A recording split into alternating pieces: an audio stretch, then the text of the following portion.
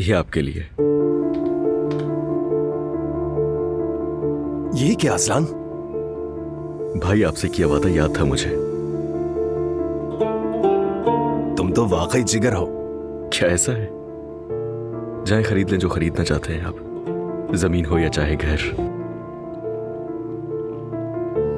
अल्लाह तुम्हें खुश रखे असलान। भाई क्या हो गया आपको? सब कुछ मेरा आप पर कुर्बान हो जाए। मैं तुम्हारा बड़ा भाई नहीं बन सका। बड़ा भाई वो होता है जिस पर भरोसा किया जा सके। कोई मुसीबत आए तो वो बचाए, लेकिन हमारे यहाँ उल्टा ही होता है। मैं मार खाता रहा तो मुझे बचाते रहे। छोड़ें भाई, पुरानी बातें, क्या फायदा। असलान मुझे अपने दिल की तमाम बातें कह लेने दो। मुझे यही लगता रहा कि तुम मेरे वजूद पर शर्मिंदा हो। भाई क्या ऐसा हो सकता है? मेरा भाई मेरा गुरूर रहा है हमेशा।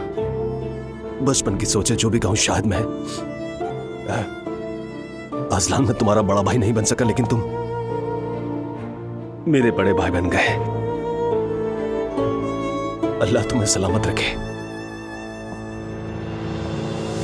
आप भी सलामत रहिए।